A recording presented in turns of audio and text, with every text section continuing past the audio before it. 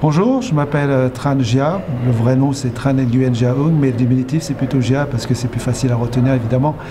Donc je suis calligraphe et typographe et je suis aussi enseignant dans les écoles de design et de communication, dans différentes écoles en France et aussi à l'ESSA.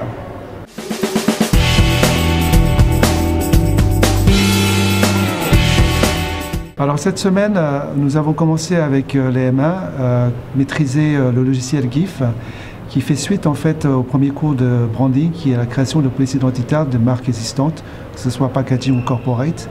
Et aujourd'hui, on met en application les éléments vectoriels qu'on a dessinés sur Illustrator, de les mettre en place sur un logiciel qui s'appelle Glyph, de pouvoir créer une police ou une fonte identitaire.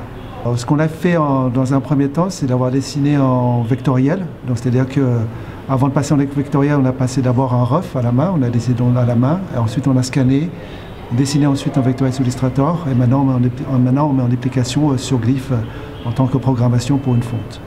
En ce qui concerne la production de fonte, que ce soit latin ou arabe, c'est le même procédé, sauf que la différence réside plutôt sur le plein et le délié en latin qui est différent de celui de l'arabe.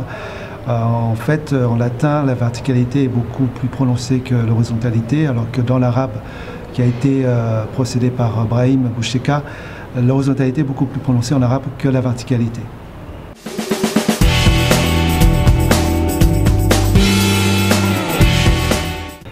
Alors, suite à ce cours de maîtrise de Glyph, les étudiants ayant connu les bases de production et de création de polices de caractère sont capables, par le temps, de pouvoir créer une police pour une marque existante, aussi bien packaging que corporate.